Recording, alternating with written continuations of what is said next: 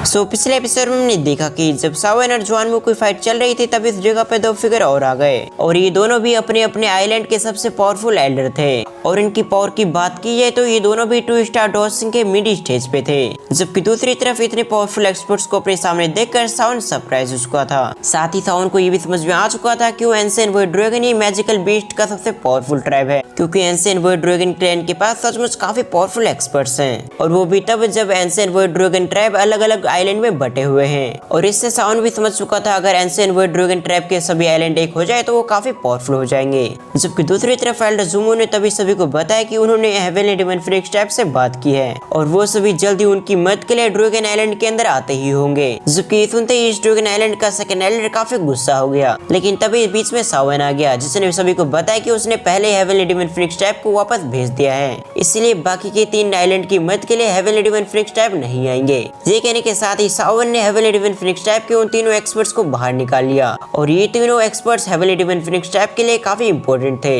जबकि दूसरी तरफ हेवनली डेमन फ्रिक्स ट्राइब के एक्सपर्ट्स को सावन के चंगुल में देखकर जुआनमू काफी गुस्सा हो गया। तभी जुआनमू ने सावन को धमकी देते हुए कहा आखिर तुम्हारी हिम्मत भी कैसे हुई हमारे आइलैंड के जरूरी कामों में दखल देने की। तभी जुआनमू ने अपने एक्सपर्ट्स को ऑर्डर देते हुए कहा अब इनसे बात करने की कोई फायदा नहीं है, इसलिए जल्दी से इन सभी पे हमला करो और इन सभी को मार गिराओ। जबकि जुआनमू की बातों से एग्री करते हुए वेस्ट ड्रैगन आइलैंड के भी ग्रेट आइलैंड ने भी नोट किया और अगले पल उन सभी ने ड्रैगन रोर किया, जिसकी वजह से उस जगह पर काफी सारे फिगर्स आ गए और इन सभी फिगर्स को काउंट किया जाए तो ये सभी 100 से भी प्लस थे। तभी ये सभी एक्सपर्ट्स इशारा मिलते ही ड्रैगन पैलेस के ऊपर आ गए। तभी हम 10 एक्सपर्ट्स को देखते हैं जो आगे की ओर खड़े हुए थे और इनके अंदर से काफी टेरिफाइंग एनर्जी निकल रही थी। जबकि इनकी पावर लेवल की बात की तो ये सभी बैंक्सिंग लेवल पे थे और बाकी सभी इस जगह पे जितने भी एक्सपर्ट्स मौजूद थे वो सभी 5 स्टार डॉजिंग या फिर उससे भी ऊपर के एक्सपर्ट्स थे, जो वाकई इस चीज को बताते थे कि ड्रैगन आइलैंड सिस्टम्स काफी पावरफुल है। लेकिन जैसे ही तीनों ड्रैगन आइलैंड की आर्मी इस जगह पे जमा हुई उसी समय ड्रैगन पैलेस के अंदर से भी काफी सारे ड्रैगन रोड सुनाई दी और अगले पल सावन और बाकी लोग के पीछे भी इस ड्रैगन आइलैंड के एक्सपर्ट्स उस जगह पे आ गए और वो सब के सब भी लड़ने के लिए पूरी तरह से तैयार हो चुके थे। साथ ही उन्होंने अपनी द्वीप को भी एक्टिवेट कर रखा था और इस जगह के माहौल को देखने से साफ था कि इस जगह का माहौल पूरी तरह से इंटेंस हो चुका था। साथ ही इस इंटेंस माहौल को देखकर ये बात साफ था कि इस जगह की फाइट कभी भी स्टार्ट हो जाएगी और अगले पल एक टेरिफाइंग एनर्जी की वजह से स्पेस में दरारें पड़ने लगी और अगले पल किसी ने कहा इन सभी को खत्म कर दो। जबकि ये सुनते ही दोनों ग्रुप के एक्सपर्ट्स एक दूसरे पर टूट पड़े और कुछ समय के अंदर ये आसमान एक बैटलफील्ड में कन्वर्ट हो गया, जिसके अंदर से केवल टकराने की आवाजें आ रही थी और पूरे आसमान को एक स्पिरिचुअल एनर्जी ने घेर रखा था और ये जो लड़ाई हो रहा था ये दिखने में काफी ज्यादा टेरिफाइंग था। हालांकि तीनों ड्रैगन आइलैंड के पास एक्सपर्ट्स की कोई कमी नहीं था, लेकिन इसके बावजूद इस ड्रैगन आइलैंड को हराना इतना आसान नहीं है। जबकि बैटल स्टार्ट होते ही मामला बराबरी का लग रहा था। सिंसिप टुकरम सावन को देखते हैं जिसकी ओर एक डोजिंग बढ़ रहा था, लेकिन ये देखने के साथ ही सावन ने अपने एक पाम अटैक उसकी ओर थ्रो कर दिया, जिससे घायल होकर वो पीक ऑफ डोजिंग पीछे जा गिरा। लेकिन अगले पल सावन का फिगर उसके बाजू में अपेयर हो गया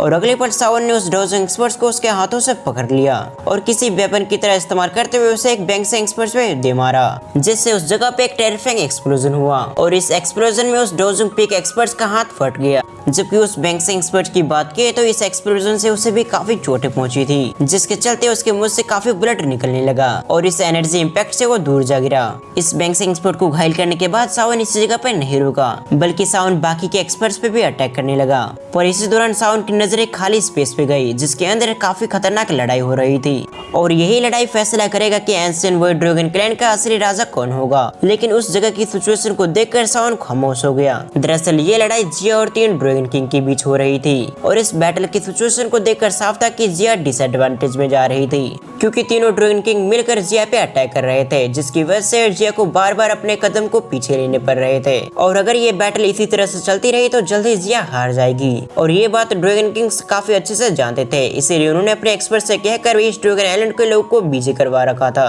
ताकि कोई चाहकर भी इस ड्रैगन आइलैंड से जिया की मदद न कर सके, जिससे कुछ समय के अंदर ड्रैगन किंग जिया को आसानी से हरा देंगे और इस प्लानिंग को सावन भी अच्छे से समझ चुका था। तभी सावन ने याओमिंग की ओर इशारा करते हुए फर्स्ट एल्डर और सेकंड एल्डर को बताया है कि ये 9 Syrian deep crown Python tribe का नया लीडर है और इनका नाम है याओमिंग और ये भी हमारी मदद के लिए आया है। और आप दोनों एल्डर याओमिंग के साथ तीनों ड्रैगन आइलैंड के ग्रेट एल्डर को संभालो, तब तक मैं जिया की मदद के लिए जा रहा हूँ। ये कहने के साथ ही सावन बिना देरी के जिया की मदद के लिए उसकी ओर बढ़ने लगा। जबकि सावन को जिया की मदद के लिए जाता देख जुआनमू और बाकी के एल्डर्स घबरा गए, क्योंकि उन्हें अच्छे से मालूम था अगर सावन जिया की मदद के लिए जाता है तो फिर जिया को मौका मिल जाएगा जिससे वो अपनी पावर को रिकवर कर पाएगी और इससे ड्रैगन किंग को जिया को हराने में मुश्किल आएगी। ये सब सोचते हुए जुआनमू और बाकी सभी सावन को रोकने के लिए उसकी ओर बढ़ने लगे, लेकिन इससे पहले कि वो सावन का पीछा कर पाते उससे पहले याओमिंग और ईस्ट ड्रैगन आइलैंड के 2 एल्डर्स ने उन्हें रोक दिया और बिना देरी के फर्स्ट एल्डर और सेकंड एल्डर ने याओमिंग के साथ उन तीनों कमांडर पे अटैक कर दिया, जिसके चलते सावन को निकलने का इस जगह से मौका मिल गया।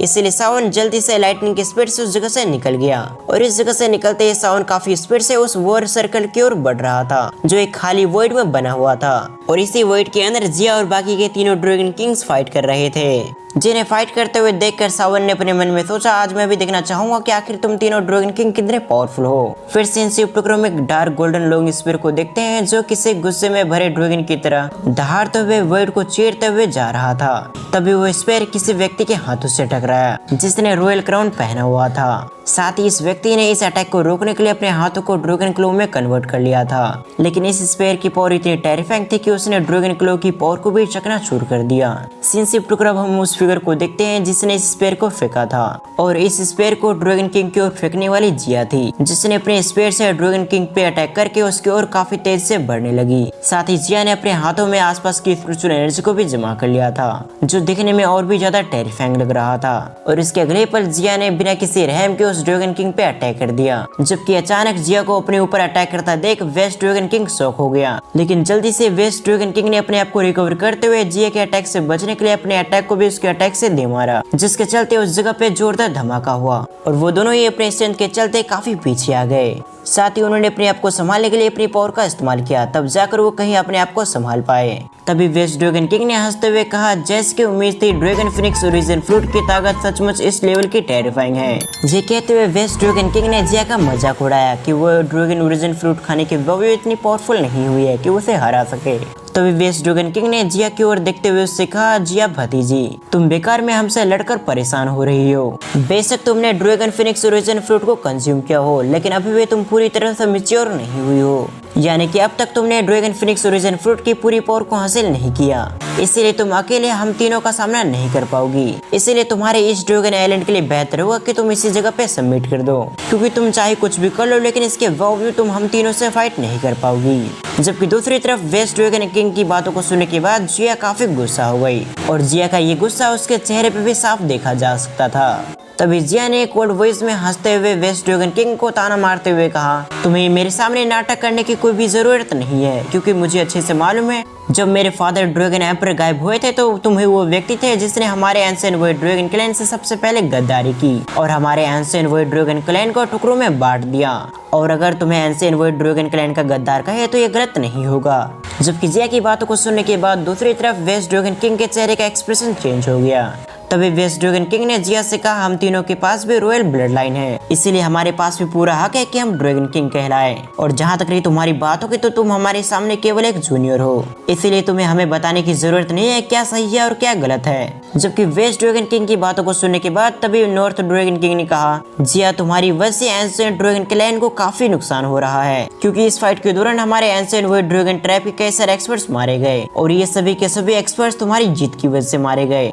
इसलिए अब तुम अपनी जीत को छोड़कर अपने कदम को पीछे हटा लो, जिससे अब आगे हमारे एंशिएंट वॉइड ड्रैगन ट्रैप के एक्सपर्ट्स ना मारे जाए। और जैसे तुम इस फाइट से पीछे हटते हो तो ये फाइट भी पूरी तरह से रुक जाएगा। और तभी हमें इस नॉर्थ ड्रैगन किंग के बारे में बातें बताई गई कि जितना ज्यादा नॉर्थ ड्रैगन किंग की बातें अच्छी होती है उससे कई गुना ज्यादा नॉर्थ ड्रैगन किंग टेरिफाइंग है। साथ ही वो बाहर से जितना दिखने में अच्छा है उससे कई गुना ज्यादा वो अंदर से काफी चालाक और काफी क्रूर है। और इस बात को जिया भी काफी अच्छे से समझती थी। और तो और heavenly demon phoenix type clan से हाथ मिलाने का आइडिया भी इसी का था। जबकि नॉर्थ ड्रैगन किंग की बातों को सुनने के बाद जिया उसकी ओर नफरत नजरों से देखने लगी, क्योंकि जिया जानते थे कि दो ड्रैगन किंग को भड़काने वाला यही व्यक्ति है। साथ ही इसी नॉर्थ ड्रैगन किंग की वजह से उनका एंशिएंट वॉइड ड्रैगन क्लैन इतना कमजोर हो चुका है। तभी जिया ने चिल्लाते हुए उन तीनों ड्रैगन किंग से कहा, क्या तुम तीनों इतने क्वालिफाइड भी हो कि अपने आप को रॉयल ब्लड लाइन वाले कहला सको? और तो और तुम तीनों ड्रैगन किंग कहलाने के लायक भी नहीं हो। और जहाँ तक ये एंशिएंट वॉइड ड्रैगन ट्रैप के, तो तुम तीनों के हाथों कुछ भी नहीं लगेगा,